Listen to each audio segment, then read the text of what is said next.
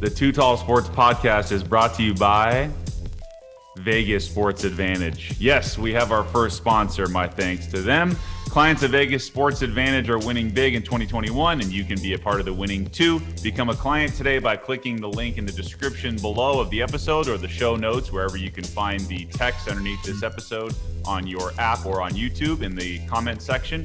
Use promo code TOOTALL. It's all one word, TOOTALL, Too Tall, and you get 25% off your package thanks to our partnership with Vegas Sports Advantage. They are a bet texting service. They give you tips. They send you the plays right before the game. They're not a sports book. You'll make the plays on your own sports book or own sports betting website. They're just going to text you every day with their best plays. They're killing it this year. So my thanks to Vegas Sports Advantage. I use the service as well. Already made money on it. So I'm a big believer. These guys are doing really good things with their algorithm, and however they figure it out, these guys have the advantage. So that's why they're called Vegas Sports Advantage. Check them out. Use promo code TOOTALL. All right, let's get to my 2 cents segment of the week. This is my monologue that I like to do now before my interview, just so I can give you my hottest take of the week. And I'm recording this fresh off the NBA Finals championship where the Bucks beat the Suns, Game 6 in Milwaukee. So I'm giving you instant reaction right now for this Thursday's episode. So pretty insane. Happy to see the Bucks win. Let me just start. We'll talk about the Suns in a little bit, but let me start with Milwaukee and everybody that went into their reason for winning a championship. It's pretty crazy. You know, you go from down 0-2 in the series, and they did not look good at all. And then you come home to Milwaukee, and they tie it up at 2-2. And now it's a different series all of a sudden. And it's amazing how things can change, right? If the Bucks lose this series, Coach Budenholzer, probably out of a job. Even though you got to the finals, he's probably not coming back unless you get a serious vouch from Giannis for him that he wants to play for him. I don't think so. So I think if they would have lost, Coach Bud would have been gone. But all of a sudden, things change. Giannis looks healthier every single game that we go along, and now we get an unbelievable performance from Giannis. Let's talk about Game 6, Tuesday night's game for the championship. Giannis goes for 50 and just completely took over the game. And I was writing my notes during the game, and I'm thinking, this is just too much Giannis. DeAndre Ayton could not handle him all night, and he couldn't match him on the offensive end. It was the Giannis show. They couldn't stop him. I mean, he was doing everything. And he was doing it on defense, too. He was blocking shots. He was all over the place, rebounding. He was a freak tonight. And the Greek freak is a real thing, man, because he really is. And he went crazy from the free throw line. He made a ton of free throws tonight, uncharacteristic of him for someone that has an issue at the line. But he played with ultimate confidence, and it was a very, very impressive showing by Giannis. Let me just say this. Finals MVP kind of validated his prior MVPs on how great he really is. And I saw this stat after the finals were over. It's only 3 people, him, Michael Jordan, and Hakeem Olajuwon, to have MVPs of the regular season, Defensive Player of the Year of the regular season, and Finals MVP awards. There's only 3 of them, and Giannis is one of those. Very impressive. Let's move on to Chris Middleton. Talk about a guy that you really didn't know what you were getting from him each game. And then he started, when Giannis got hurt in that Brooklyn series, it was kind of, in Atlanta as well, Middleton started to kind of find his groove, and he kind of took over in some of those games and was the guy all of a sudden at the end of games, and that kind of carried over into the finals. And Middleton was really consistent this series, and he wasn't as sharp as tonight, but man, he's been great all series. He made a huge shot toward the end, and if you watch the interviews after, Giannis said, you know, he couldn't do it without him, pushing him every day, and it was cool to see Middleton, who, let's be real, was a second-round pick. And I saw this tonight also. He's the only G League player, so in the developmental league for the NBA, he's the only G League player to play in the G League and become an NBA All-Star. What a journey. Like, who knew who this guy was coming out of college and who he was going to be? So happy for Chris Middleton to see that he finally got a ring as well. Trust me, he frustrated the hell out of me. And speaking of frustrating, how about Drew Holiday? 4 for 19, Game 6. Classic Drew Holiday, right? After Game 4, I called him out. In Game 5, he really showed up and had a huge offensive game, and he was great. And his defense has been the difference on Chris Paul and partly on Devin Booker as well. But tonight he stepped up on the defensive end, and with his assists and rebounding, like I said, 4 for 19, not a good shooting night. I still don't understand how he misses that many shots. But anyway, he was huge for what they needed him to be. And I think the unsung hero, everybody saw, Bobby Portis, out of nowhere, dropped 16 in the game-clinching finals. I couldn't believe it. He's obviously a fan favorite. He plays his ass off. It was cool to see a guy like that has passion. He's kind of that missing link, the tough guy that you need on your team. He was that guy, and PJ Tucker as well. Those two they're just a tough team. Milwaukee is just tough. You know, they just play hard, and they're long, and they're defensive minded, and they make enough plays on offense outside of Giannis, who was incredible, to make it happen. Let's talk about the Suns now. So like I mentioned earlier, they go up 2-0 in the series, and they give away 4 straight. I don't know if it's Monty Williams getting out coached by Coach Bud, who couldn't make any adjustments, and all of a sudden, Coach Bud decides, let's put Drew Holiday on Chris Paul. Change the series. Totally change the series. And you get a game-clinching performance by Devin Booker, and he didn't really play that well. He dropped 19, but he was 0 for 7 from 3. He was had a minus 15, I think, on his plus-minus. Not very good from Booker, and they were tough on him. And he had 6 turnovers. Booker just wasn't himself tonight. The refs were ridiculous on both sides, but didn't really help Phoenix that much. But it's kind of a disappointing performance from Chris Paul also. His numbers look fine, but in reality, he didn't really put his stamp on the game, as you would think. You know, I'm not sure if he was still lingering effects from COVID or whatever, but he just wasn't the same player in the series. He just wasn't. It's sad to see. I am not a Chris Paul fan, as I said on one of my earlier podcasts. I am not a fan of him. I don't like his antics. I don't like his flopping. I don't like that he's constantly barking at the refs and complaining.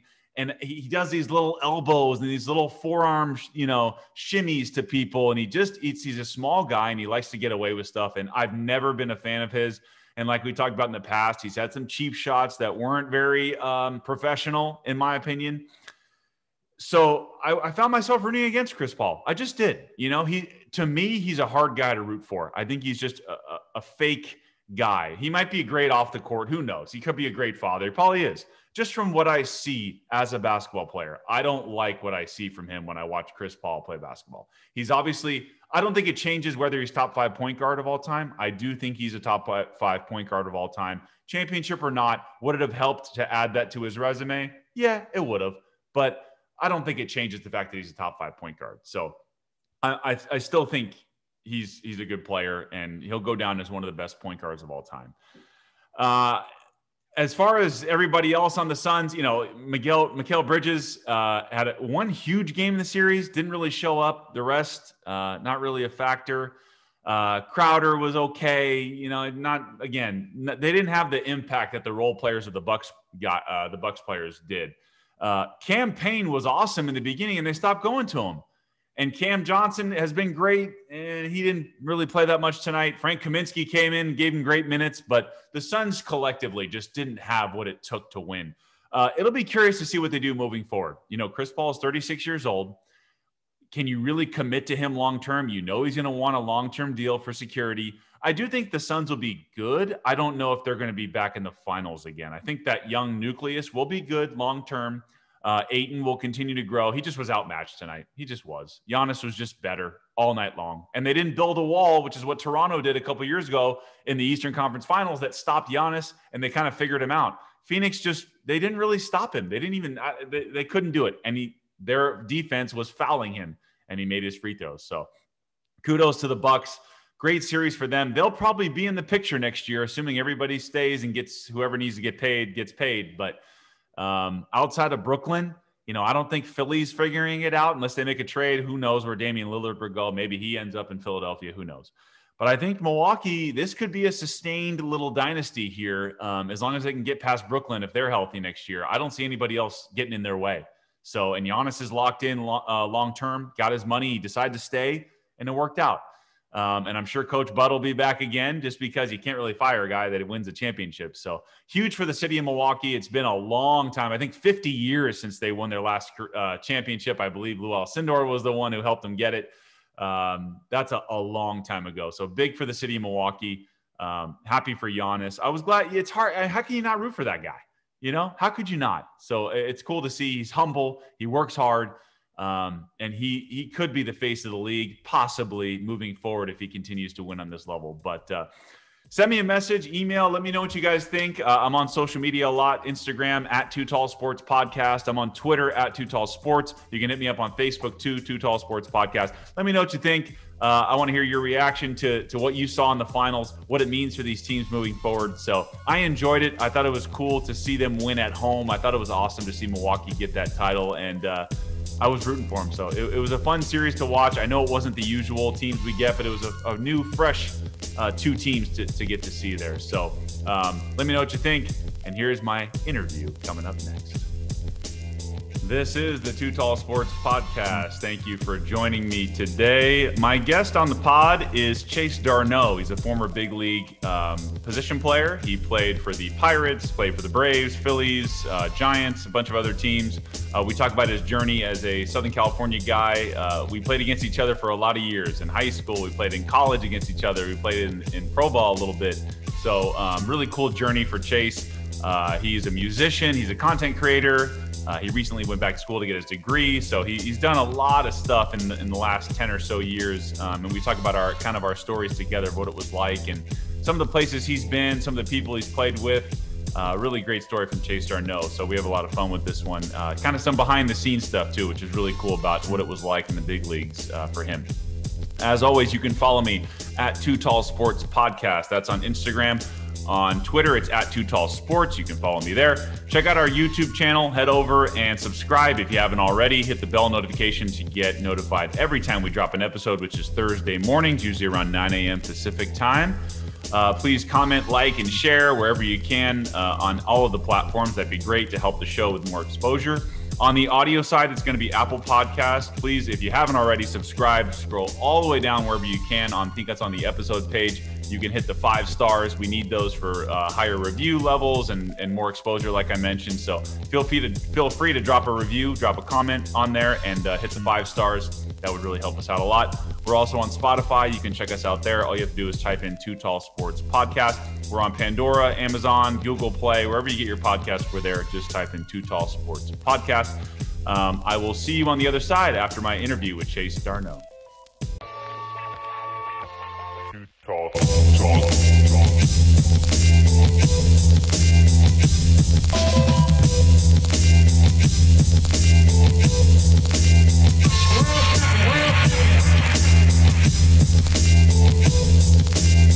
Going crazy.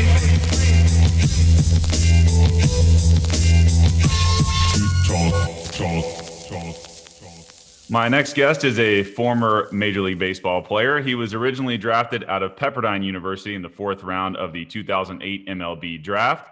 His brother Travis is a catcher in the big leagues right now, currently with the Atlanta Braves. And he also recently graduated after going back to school to get his marketing degree. He is a talented musician and singer and also a content creator in the sports world, the multifaceted man, Chase Darno. What's going on, Chase? Thanks for being on the show. Wow, what an introduction. Thank you so much. It made me feel really special.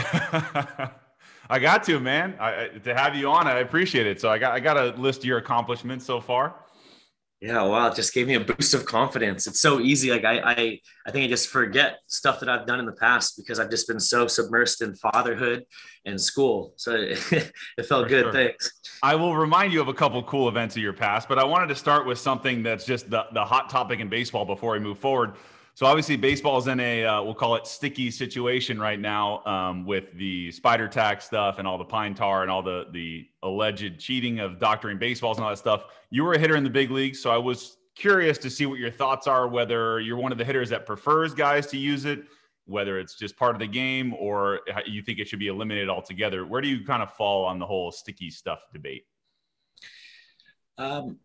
I believe that a pitcher should be confident enough to have a good grip on the ball to know where it's going to go. But if it's enhancing his, RPMs, if it's enhancing pitches and making them perform better, then I think that's where things get a little sticky.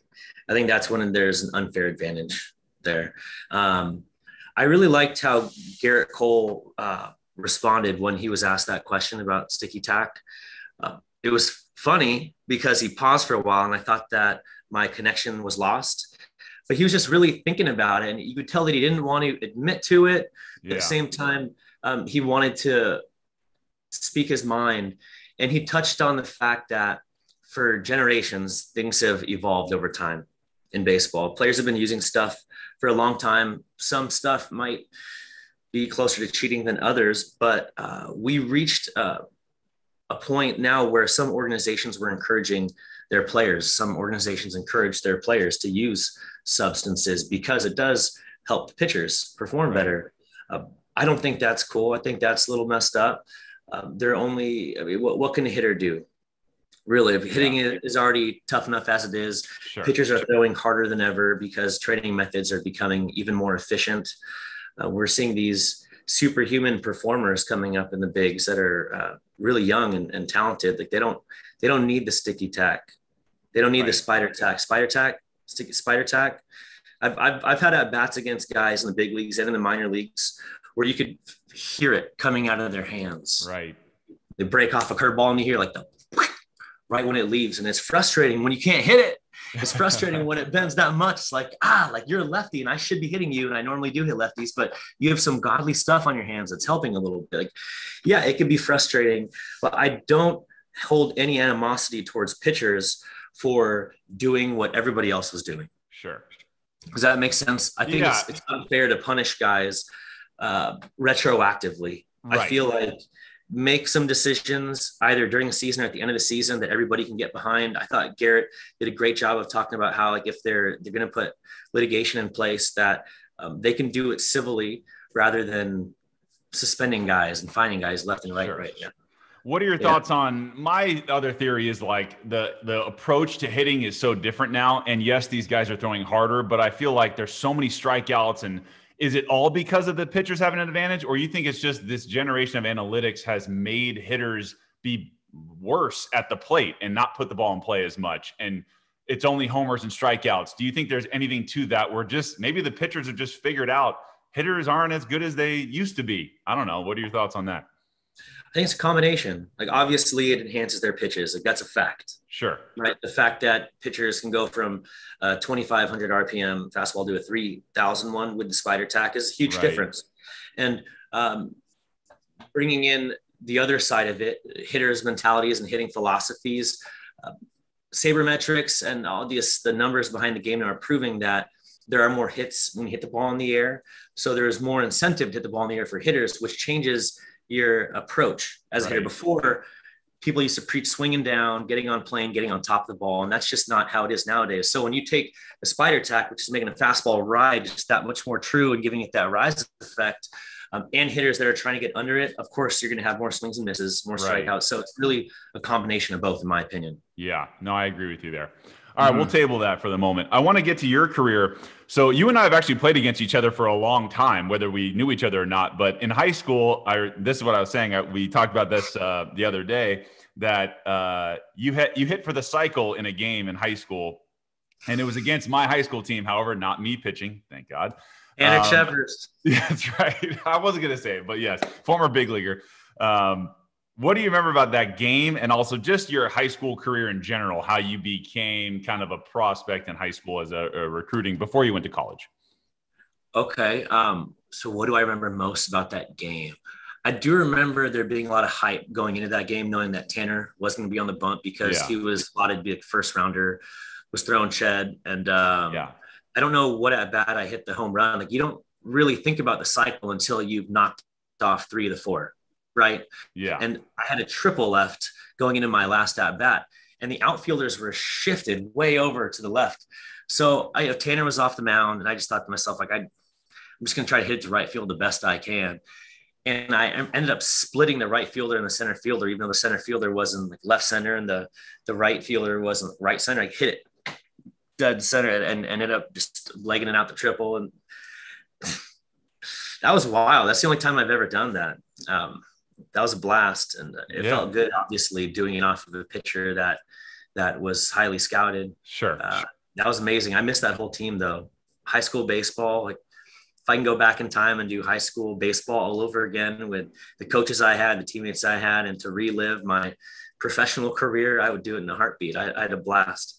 Yeah, no, same here, man. I totally agree, and I'm glad I got to witness it, and it wasn't off of me, so that was fun. And it wasn't off of me. What was the back end of that question? I forget the second thing that you That was asked. about what kind of player were you in high school? So is that like, when did you start to know you were going to definitely play at the next level, and also like had a chance to go to some D1 schools? Like, when did you start to feel that you could be a college baseball player? I suppose during my sophomore year, maybe like I made varsity my sophomore year. It was a really competitive high school, Los Alamitos. I mean, in the Sunset League, we were the #2 ranked league in the country at the time. We had like Hank Conger, Ballister. Oh, yeah. We had a lot of guys that were top 5 rounders pitching in that league, and really great hitters. Justin Sellers was in there, shortstop for the Dodgers for a while, and the A's. So it was my junior year when I just started hearing some buzz. My parents were saying that there were some scouts in the stands, and I started getting invites to showcases. And it was then where I started thinking like, wow, this maybe could be something to forge a career. And I had no idea what to think. I was just playing baseball, and I was in a band in high school, played music because I loved it. Baseball was just something that I'd always done. I started taking it a little more seriously once I was starting to get an idea that I had a chance to go pro. But at the same time, I really wanted to go to college. But to answer your question, my sophomore, junior year. And then, So after your senior year in 2005, you and I were both seniors that year, and you got drafted by the Dodgers in the 44th round. I saw, obviously, it's later in the draft, so you wanted to go play college ball, and you ended up choosing Pepperdine. I was just curious about the process of, were there any other colleges you were seriously considering? Was pro ball even a consideration at the 44th round, or were you dead set on Pepperdine from day one, and how did that all come about with them? The decision to go to Pepperdine, I played in the area code games. Before the area code games started, obviously there was a tryout. In between the tryout and the actual games, I got a lot of calls from schools that happened to be at the tryout, and I had a good showing. A lot of calls out of state, Texas, Louisiana, USC, UCLA, like big name schools. And I was really happy. I was proud of myself. And as soon as I visited Pepperdine, USC, and UCLA, and got offers to go there, it really wiped off the rest of the schools on the list for me, because I didn't want to play out of state. I didn't want to be that far away from home. I wanted to be able to drive home when I wanted to. I also had a long-term girlfriend when I was in high school that I'd already been with for 3 years at that point. She was going to Chapman.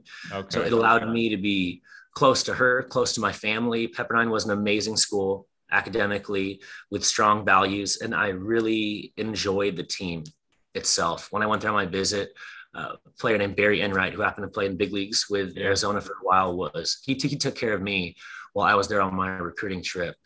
The way that he treated me, I'll never forget. And that was a big reason why I went there. I really liked Barry, the guys he introduced me to, and I trusted the manager, Steve Rodriguez.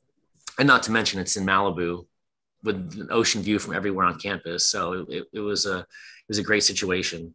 A lot of kids nowadays are starting to commit at the like in the 8th grade, 7th grade, 9th grade, which blows my mind. And I think there are some trust issues there.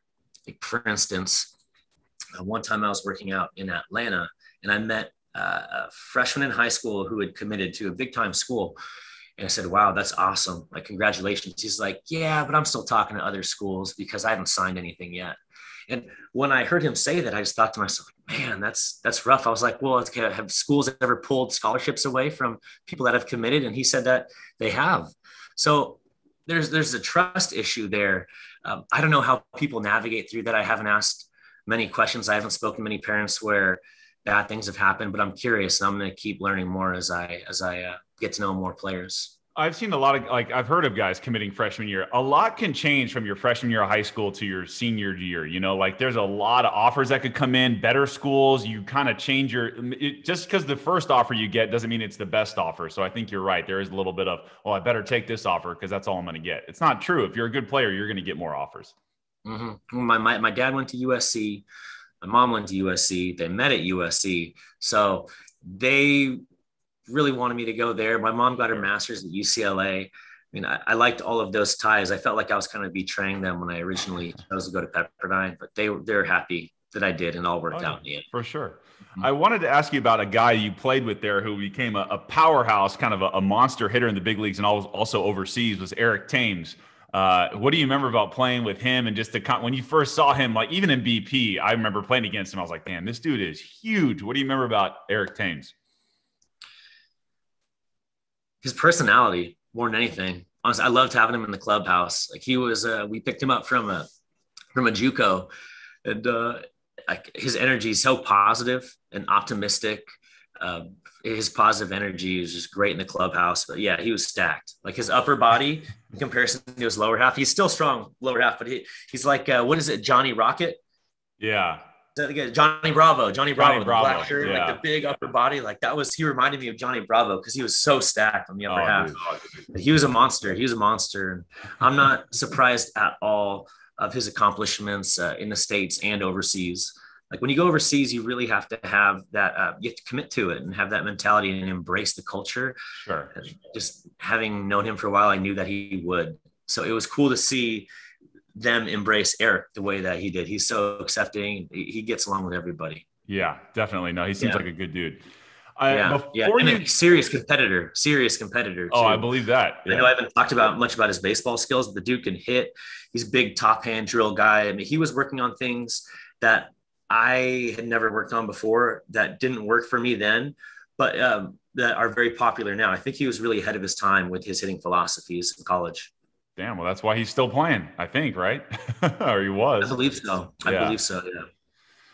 Before you got drafted, one of the summers during college, you got to play in the Cape Cod League, I saw. So I wanted to ask you, I ask a lot of guys what it's like to play there, maybe the talent, the type of baseball you're going to see. So for you to play in the Cape, what was that like for you before you got drafted?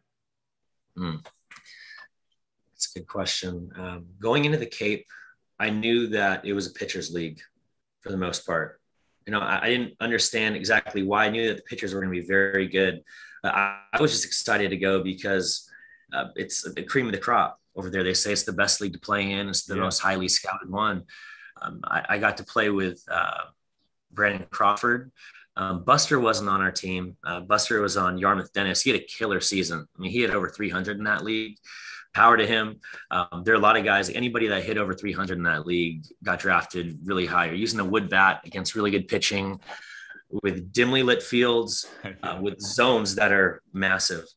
I really struggled out there. I had a terrible showing offensively. It was probably the worst summer that I've ever had as a baseball player. Yeah, Crawford and I both really struggled. It was tough, and we played defense alongside each other the whole time and did all we could, but I felt like we were striking out twice a game, each of us. It was so out of character for us, but it was a wonderful experience. Had a great host family.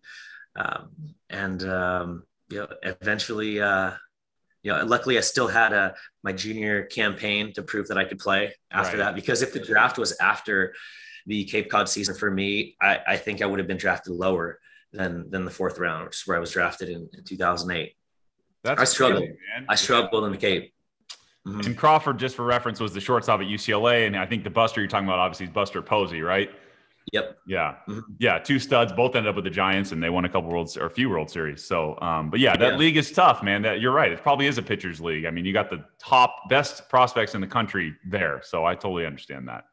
Mm-hmm. So 2008, you and I both got drafted. You went in the fourth round. I went in the fifth round. What do you remember about the draft process? Did you think earlier? Did you think later leading up? Because I'm sure after your Pepperdine, your junior year season, you were like, man, I got a chance to go, early in the draft. What do you remember about the 2008 draft process? The 2008 draft process. I remember going on a lot of meeting up with scouts at Starbucks and filling out psychoanalytical tests so they can get an idea of how we think, what our mentality is like. Having some scouts over to my parents' house so that they can meet them, which is very smart, seeing how people treat you within their own home. Right. I've talked to a lot of scouts since then. It's something that they do quite frequently. And when they go visit your parents, they're not so worried about the player because they've talked to the player and they've seen the player on the field. How did the parents think? Right. There should be a course for parents. What else do I remember about the draft process? Leading up to the draft, my agent told me that I was going to go somewhere between the second and fifth round, most likely. Found out that I got drafted in the fourth round by the Pirates. It wasn't a team that I'd followed much as a young player. I didn't follow the Pirates a whole lot. I grew up in Long Beach, California. The Dodgers and the Angels, those are the two teams that I paid the most attention to. Right. I was so excited to get it started. Right. Like I was blessed to go in the fourth round to be able to get a signing bonus that I could put away and invest. And I nurtured that the best I could, which can be difficult in the minor leagues when you're making $450 every 2 weeks. Right. Right. I mean, I really felt for those guys that signed for a plane ticket. But once I signed, I immediately went to Pittsburgh, went to PNC Park and signed my official contract. And then immediately went to State College, Pennsylvania to join the State College Spikes. Yes, the short season team. The Spikes, right? State College Spikes. Yeah. We were playing at Penn State's field. It was beautiful, playing games every day. That was the biggest difference for me. When you're starting to play every single day, that changes things big time. No more school, but you're playing baseball every day. With that kind of practice every day, it's no wonder that professional baseball players are more polished. Right? We have more time to work on our craft. Right. I wanted to just ask you quickly about, I know you said the difference was you're playing every day in the minors. Anything else that you noticed about the difference from college baseball to the minors, whether it was hitting wise, I know it's wood bats now versus metal, or the type of pitchers you were seeing? I know the lower levels probably you handled easily, but what do you remember about what was different between college baseball and minor league baseball? Let's see. Like you say, obviously there's the wood bat.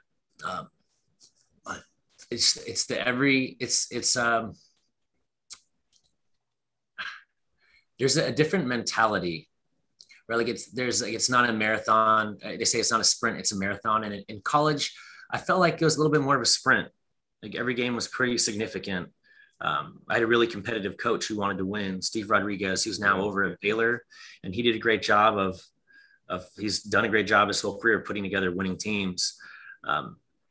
But the vibe was more laid back to me when I was first starting out in pro ball. Like the marathon had just begun, and I got to see what it was actually like, just working on getting better at one thing at a time every single day. I mean, when you have an entire season to work with in the minor leagues, which is for development, you could really hone in on those little things that make you that much better over time. See what else, like the busing, being away from home that long, like that. For sure. That's another huge thing, like the culture shock that you get from being in California your whole life to being in Pennsylvania and sucking in that humidity is completely different. I wasn't used to that. I felt like the baseball was wet at first. It took me a while to adjust to throwing the baseball there. And I just feel really comfortable with a dry ball in my hands that's a little slick because it's dry. But you get really close with your team, right? You're with them every day, day in and day out. I feel like I got closer with that team than I did anybody in college. Sure. I'll never forget those guys and the experiences that we had together. It's fun. The clubhouse environment is different. That dynamic, I love it. it.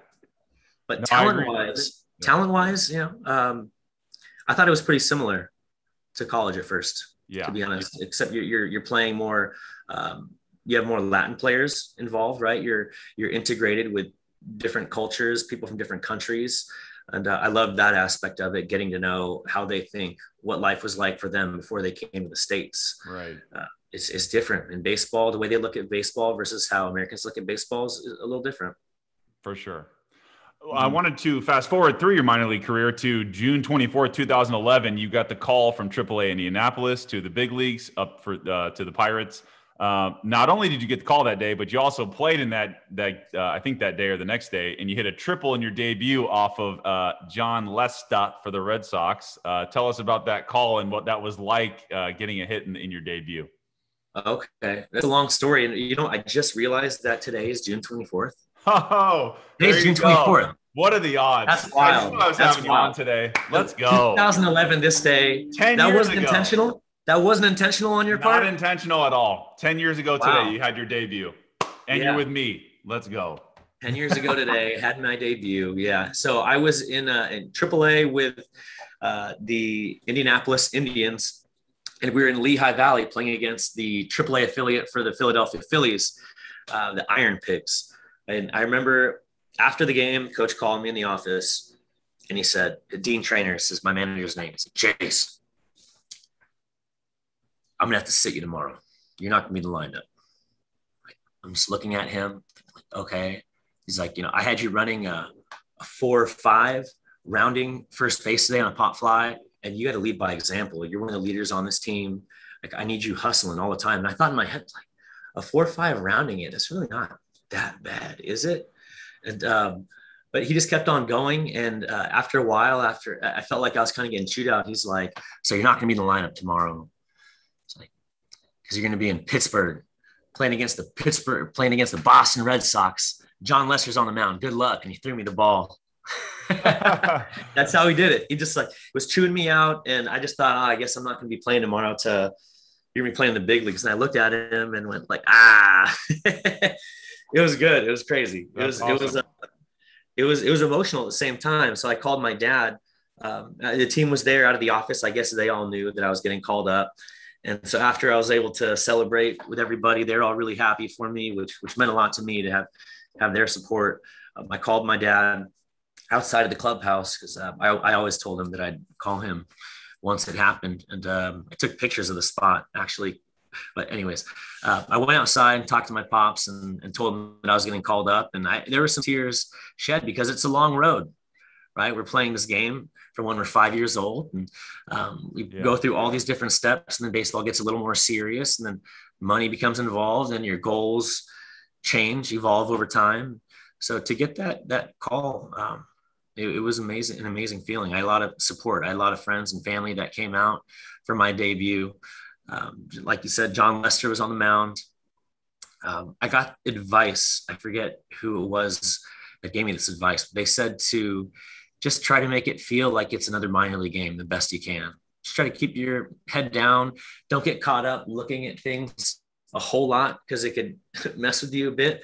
So I did that. And I just tried to keep my head down and just look at it like it was any other game, except this time, Pedroia was coming up, Euclid at the time, Manny Ramirez was walking up to the plate, Big Poppy, all these guys that I loved watching play were coming up to the plate and potentially going to hit me a ball. I was playing third base too after I'd been playing shortstop all season. So that was a little different. My third at bat, Lester threw me a cutter inside. I hit it down the line and I was able to stretch it into a triple. And that might be because Manny Ramirez was in left field and he may have lollygagged to it. I'm not sure. Maybe he just underestimated my speed. Probably. But I when you get that first hit in the big leagues, it's an amazing feeling. You talk to anybody about this, I'm sure that you get some great sound bites when you talk to people and ask them what their debut was like. But it was a very special day, and there are a lot of players that have to wait a long time before they get that first hit. It just happens, right? It's like, is it ever going to come?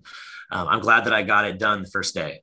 It was relieving to get that done, and just to help the team win during that series. Like elated. It's one of the best feelings in the world. That's an awesome story, man. No, that's great. I'm glad you got to go through that. And some guys, they get called up, they don't even get a hit in the big leagues, and they get sent back down. They're never there again. So good for you, because you actually got to play for a while up there, which is awesome. So that's pretty cool. Thank you.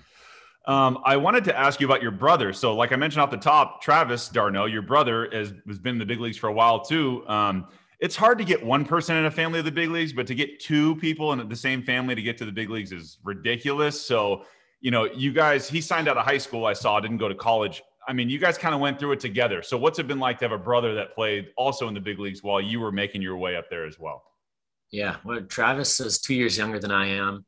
We did everything together. As kids, we went on bike rides together constantly. I kind of ran the show and forced him to go on bike rides, forced him to come play baseball with me and my friends. But I'd say it worked out for him, because whenever he played with his peers, he was just dominating them. It was child's play. But even so, even though Travis may have had a leg up on teammates that didn't have older brothers to play with, he was still doing things when he was 8 years old that I couldn't do. He was hitting home runs like Oppo tacos to right center on the same field that I played on. And I'd watch this from afar, like, how the heck is he doing that, man? So I wasn't surprised at all when he just kept evolving and growing as a player. And he ended up getting drafted as a sandwich pick to the Philadelphia Phillies in 2007.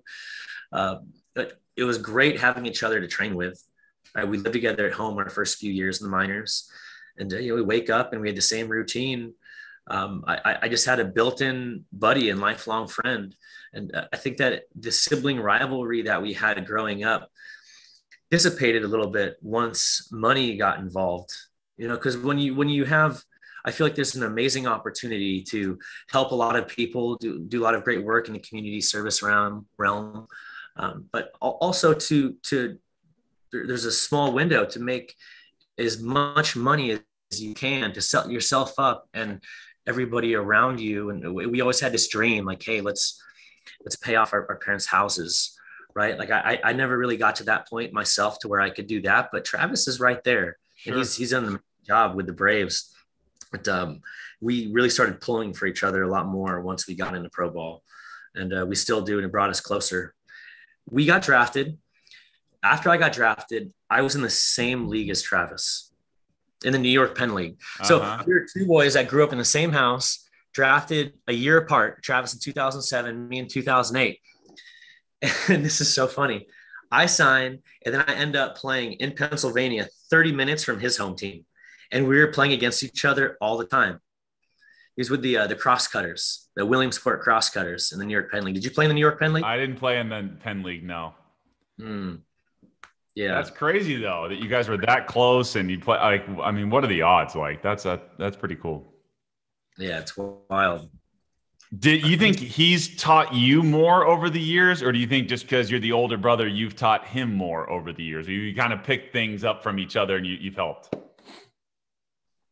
We're different players. Yeah, really. We talked about hitting quite a bit, but Trav was a catcher. I was a shortstop. So defensively, there wasn't a whole lot of crossover there, but I was able to help him and take throw downs, all that kinds of stuff. But hitting wise, Travis is always really big.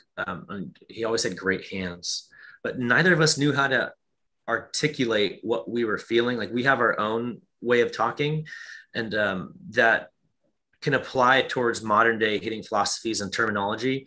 But now that I've learned a lot more about hitting philosophy and terminology, there's so much meaning behind all of these words and so many ways to explain what you're feeling and what someone's supposed to feel. And it wasn't until I started working with Craig Wallenbrock, who is a hitting consultant with the Dodgers organization, that I was able to properly articulate what I was feeling, what you're supposed to feel, and how the body is supposed to work to generate as much torque as possible and direction. Most of the stuff that I learned about hitting came from Craig Wallenbrock and all the other coaches that I had from high school. From Trav and I went to different high schools. So now that I'm reflecting, I think that Travis forged his own path, and we learned a little bit from each other, but not as much as I would like to, not as much as I wish I could say that we did. Yeah. That's totally understandable. And just to kind of say that one more time, different styles and different swings. Yeah. Sure.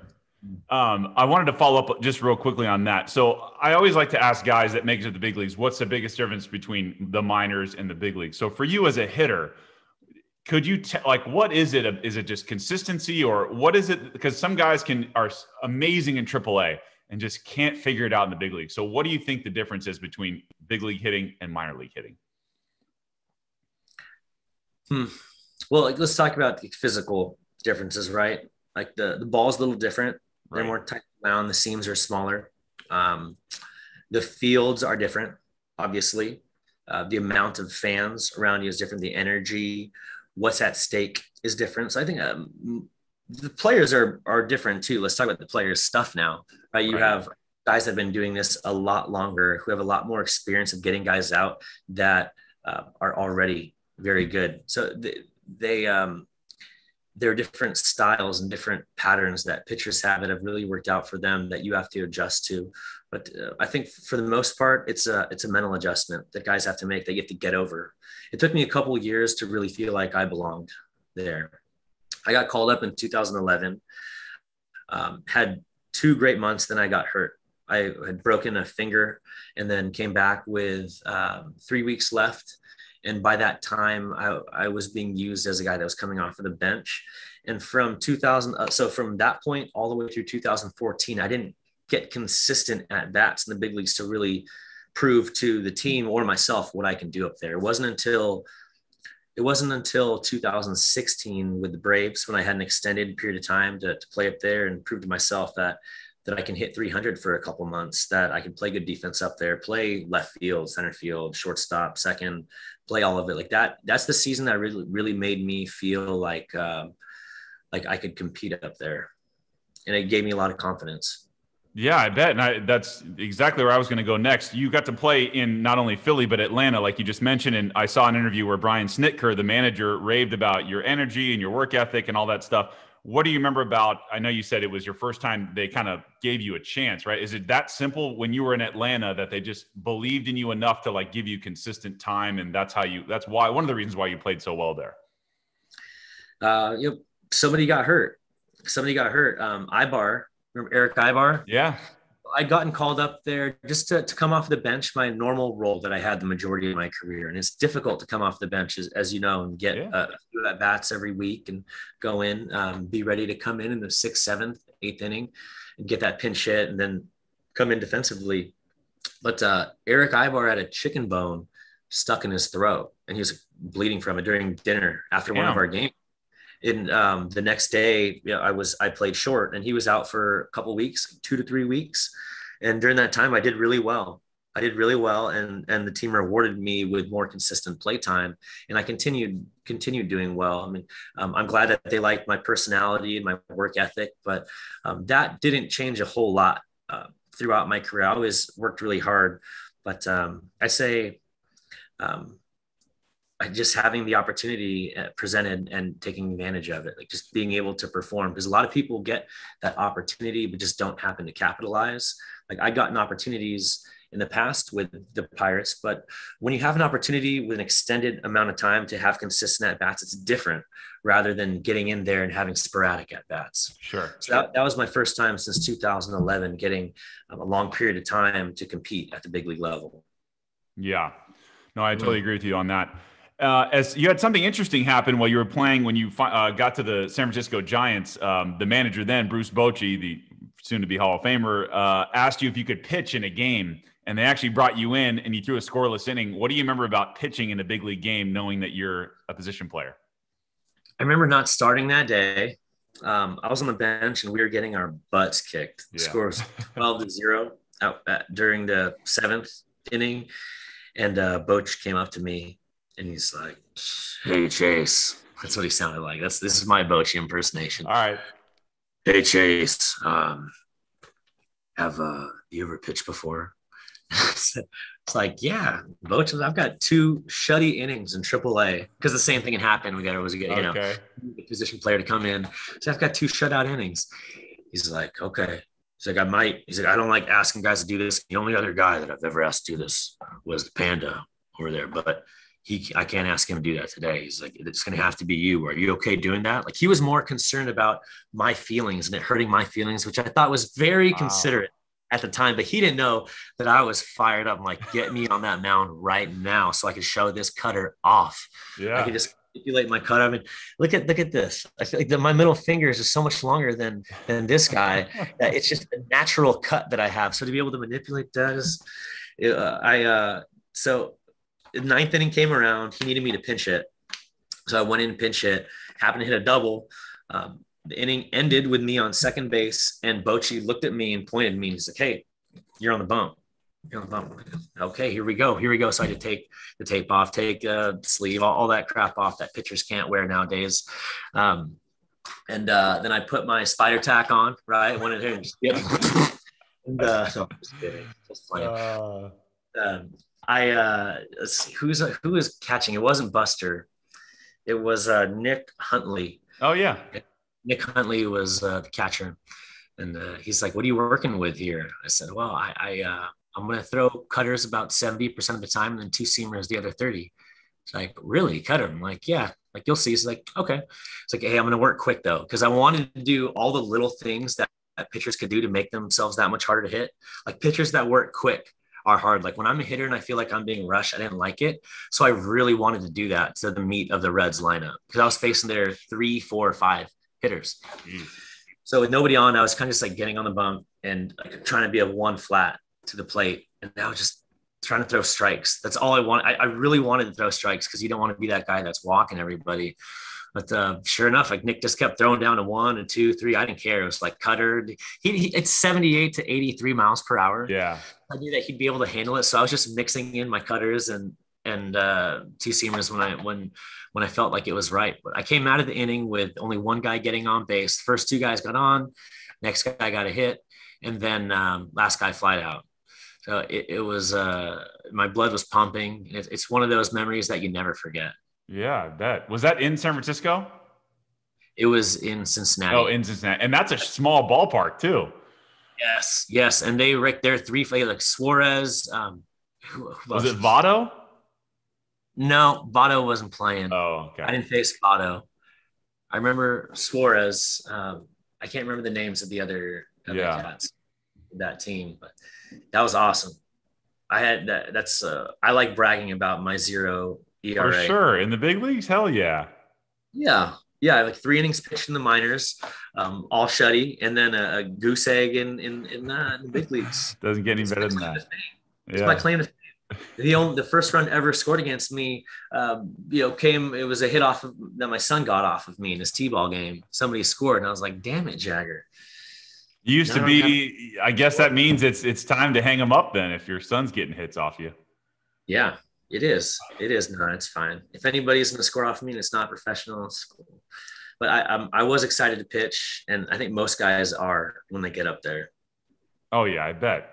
I wanted to ask you, you played a few more seasons in baseball, and, as your career was kind of winding down, you decided to start getting into content creation, whether it's video, behind-the-scenes interviews, just kind of that behind the scenes of baseball. Where did that all start for you? And that, like, when did you start to think you could have a future in this, maybe beyond your career?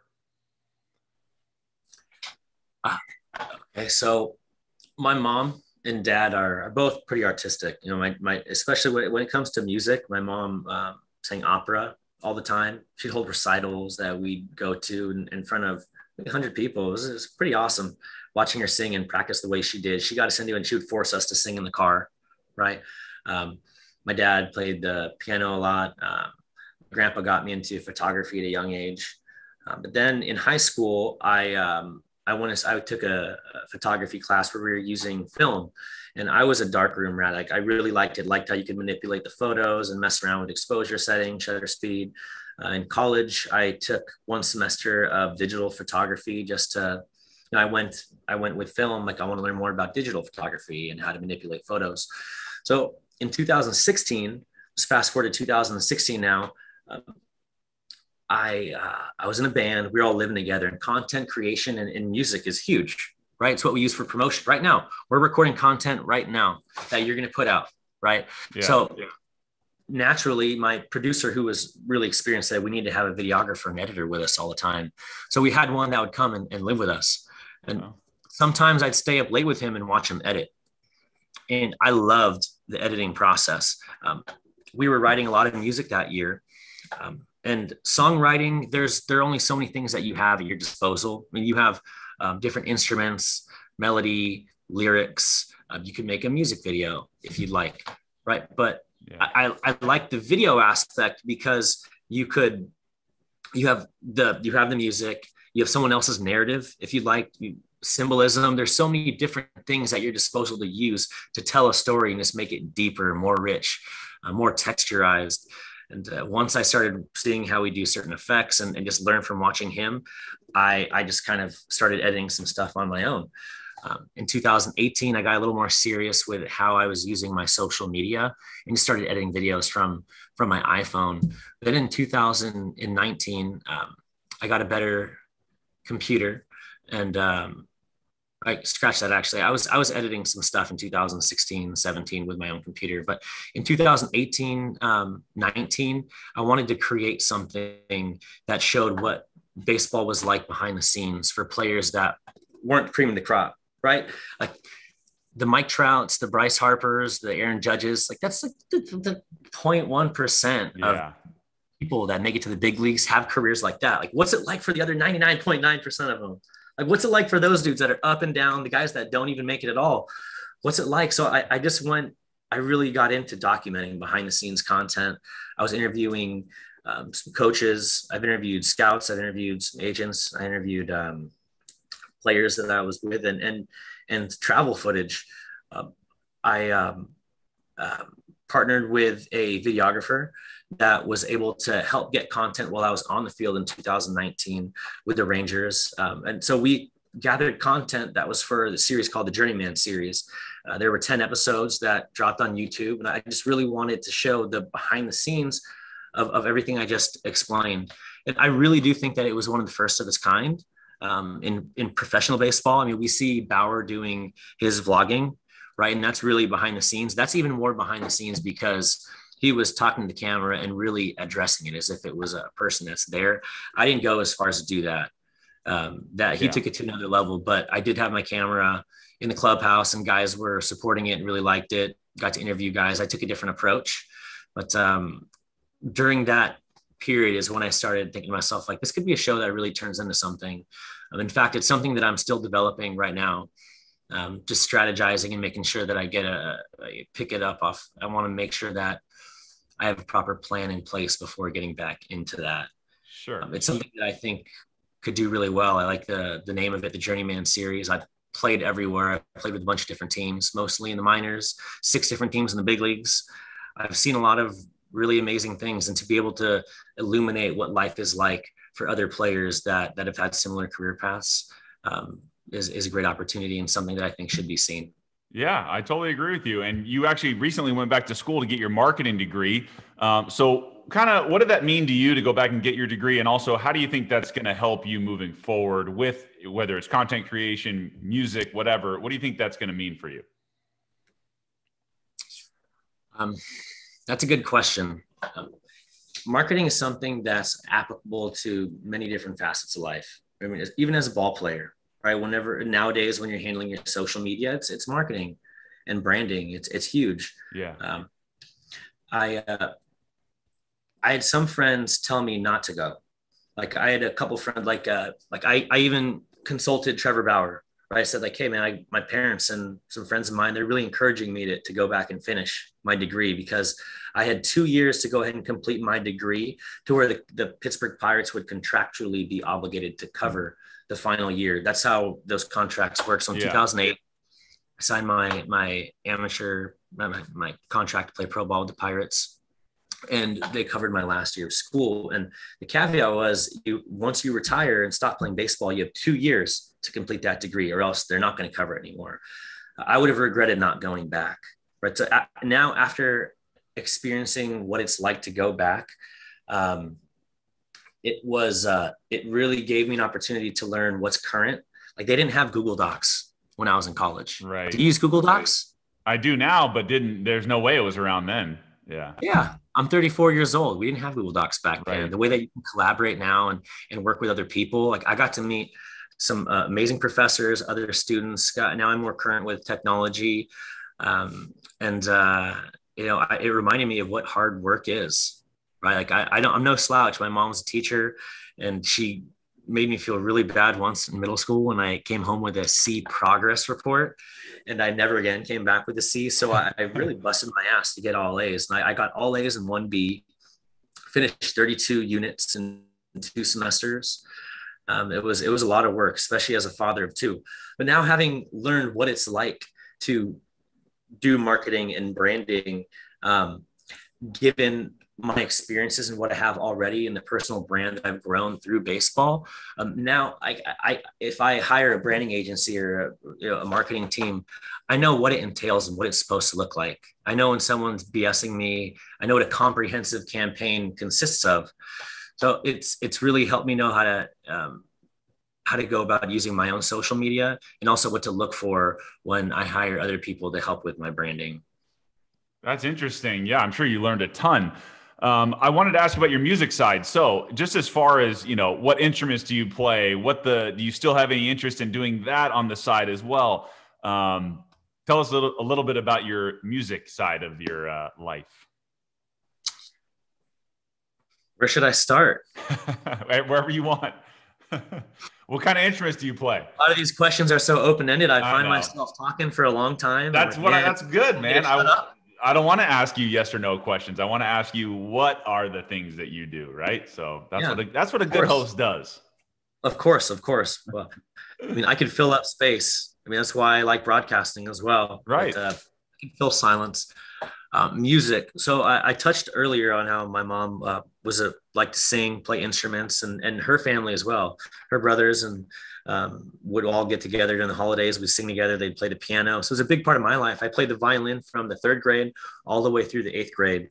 The only reason I stopped playing was because of baseball. Right. I was usually first or second chair violin, and the concert masters, first chair, first violin, and I was either that or the seat next to him. Anthony Fornacieri was his name. I was always competing whenever we were getting tested. People out there that play the violin and are in the orchestra know what I'm talking about right now. It was a tough thing to let go of because I genuinely liked it, but it just didn't work properly with my schedule. It's like either you do baseball after school or the orchestra. And, I was encouraged to do baseball and I wanted to play baseball a little more. It's probably a good thing that I went the baseball route rather than the music. I would agree. But I started playing the guitar in college. I always wanted to learn, and somebody finally inspired me to. The first song I ever learned was Eric Clapton's Tears of Heaven. And then what came next was More Than Words by Extreme. And those are two difficult songs for beginners to learn. A lot of finger picking, and the rhythm is a little difficult when you're dealing with a bass and also the melody with at the same time on a guitar for a beginner song. But it forced me to learn a lot of different things at once. I was in a band in high school. I played the bass guitar in high school.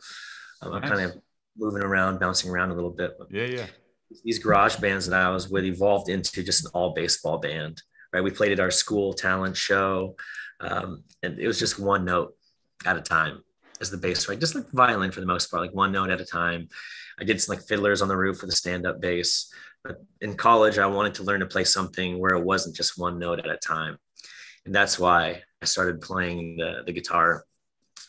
In 2015, during the off season, I'd bring my guitar with me every season. But once the Braves heard some of the tracks that we were making, the mastered versions, they were really impressed with it. And they had thrown some tracks to some people that they knew. And we got some opportunities to do some shows and prove that we can put a good show together. And we ended up playing at the Bonnaroo Music Festival. We headlined a show at Eddie's Attic where John Mayer started out at. We opened up for Lady Antebellum. We did some amazing things in very little time. And there are a lot of musicians out there that, quite frankly, are better, that just don't have a story or a marketing machine behind them like the Atlanta Braves. But the fact that there was a professional baseball player out there that was making music is one thing, but the fact that it was good and sounded the ear test, like that was a big plus too. Because at first, the Bonnaroo Music Festival didn't want to have any part of it. They had tracks sent over to them, and from what I hear, they first said like, "Oh no, we're not going to have the like pretty boy baseball player like come. This is Bonnaroo for Christ's sakes, right?" And we were a little bummed. But then a week later, I guess they'd heard the tracks, and then they invited us to come and play. So like, of course we're going to do it. And it just happened to coincide with All-Star break. So I had an opportunity to duck away and go to Manchester, Tennessee to perform in Bonnaroo. I mean, how many baseball players could say they did that? Not very many, man. That's pretty crazy. I love music. The reason I love music is because it could really alter a mood like that. You hear a song and it could just lift you up. A song can bring you down. It's something powerful and something that could help to move someone. I like that. I enjoy a range of emotion. Sure. Where do you stand with your music career now? Or do you still want to play shows again? Have you moved on from music, or you just do it for fun? Where do you think your future in music might be? If I do it, it's just for fun. As of right now, I mean, once I got a glimpse and we toured that off season, I got to see what the lifestyle was like. It's busy, a lot of travel. I had to I had to cut it short because I had to train and get ready for the next season because baseball was always my first priority. Right. Then, during that off season, like after my wife and I got married, like I decided to put it down, right? We started having kids right away. And once our son was born, I knew that I wanted to be there and see as much of him as I could. And because if I'm playing baseball and touring during the off season, I feel like I'd just be an absentee father. And baseball is what I'd worked my whole life to get to up to this point. So I wanted to focus on baseball and take that seriously and take advantage of the opportunities at hand. Right. So I put music down professionally, stopped doing shows. And now I play for my kids like every day. I have like 3 guitars hanging in my house, one in the kitchen, one in the bedroom, and then one in our bedroom, one in the kids' bedroom, one in our bedroom. Just pick it up and play. I have one right here in my office too. Nice. Yeah. Mm-hmm. That's cool. I want to do a podcast. I'm thinking about doing a podcast, calling it The Low with Chase Darno. There's a guy named Johnny Doskow. Do you know Johnny Doskow? I don't, but I thought we had a better name for the podcast. Didn't we talk about this? We're talking about Cut to the Chase? Cut to the Chase, man. That's probably what it's going to be. To the Low with Donnie Josky and Chase Darno. Welcome to the Low. Yeah. Thank you for being the first person to play a live musical instrument on my show, man. It doesn't get any better than that, so thank you. Yeah, you got it. Man, I miss the baseball camaraderie. I miss teammates. I miss this. Yeah. Whenever anyone asks me about it, it's always I miss the clubhouse, playing cards, having beers, like all that stuff. I miss the guys is what you miss. The game, it's, once, like you said, it becomes a business. It gets political. You can't really control your career all the time except for how you do on the field, but you miss the guys that got to do it with you. Big time. Yeah. It's because there aren't very many professions that have that dynamic. Right. Mm-hmm. I finally wanted to ask you, so where can everybody follow you, see your content, your social media, all that stuff? Where can everybody see possibly The Low, possibly Cut to the Chase? Who knows? All your stuff with Chase Darno. I keep it really simple. My social media channels are all at Chase Darno. I have a personal YouTube channel that I haven't been devoting much time to. There's also the Journeyman series YouTube channel. Yeah, well, I appreciate it. This has been fun. Yeah, man. Good to Always. No, I appreciate it. And we all look forward to seeing what you're going to do next with all your channels. So go ahead and follow Chase Darno and all of this stuff. And thanks again for being on the show, man. Yeah, you got it. Thanks for having me. And before we go, once again, I'd like to thank our new sponsor, VegasSportsAdvantage.com. They send out expert picks daily and they help clients win big. Click the link below or in the bio, wherever the comments you can find, where you can use my promo code TOOTALL. That's TOOTALL. It's one word. You get 25% off all the text packages today. So once again, my promo code to get 25% off the service. TOOTALL. It's one word, TOOTALL, and you get 25% off for your texting packages. They got great plays. They text you the picks right before the game starts. You go bet them on your own sports book or sports betting website. I use the service. It's going great so far, so highly recommend. These guys have been awesome to me. So VegasSportsAdvantage.com. Make sure you use promo code TOOTALL so you can help the show as well as help yourself make a lot of money this year on sports bets. Thanks again. My thanks to Chase Darno. Hope you guys enjoyed that episode. Please follow all of his stuff. Just look him up online, Chase Darno. It's a little funky spelling, but I'll put his name in the show notes so you guys can see the way it's spelled. But great to have him on. Credible stories. So hope you guys enjoyed the episode with Chase. As always, you can follow me at Too Tall Sports Podcast. That's on Instagram. On Twitter, it's at Too Tall Sports. If you haven't already, head over to our YouTube channel, Too Tall Sports Podcast. Please subscribe if you haven't already. Share it with a friend, like the videos, comment. All the episodes are there, and you can watch the videos instead of just listening. You get the full effect of me and my guest for the episode. So head on over to our YouTube channel and subscribe wherever you can. That's Too Tall Sports Podcast. On the audio side, it's Apple Podcasts. I always say it, but if you haven't already, hit the 5 stars just to help us out with some more exposure. Drop a comment, leave a review. Those help as well, just to get the show out there a little bit. Also on Spotify, you can follow us there. Just type in Too Tall Sports Podcast. We're on Pandora, Amazon, Google Play, wherever you get your podcasts, we're there. Just type in Too Tall Sports Podcast. Thank you for listening as always, and I'll see you again next week for another new episode. Have a good one.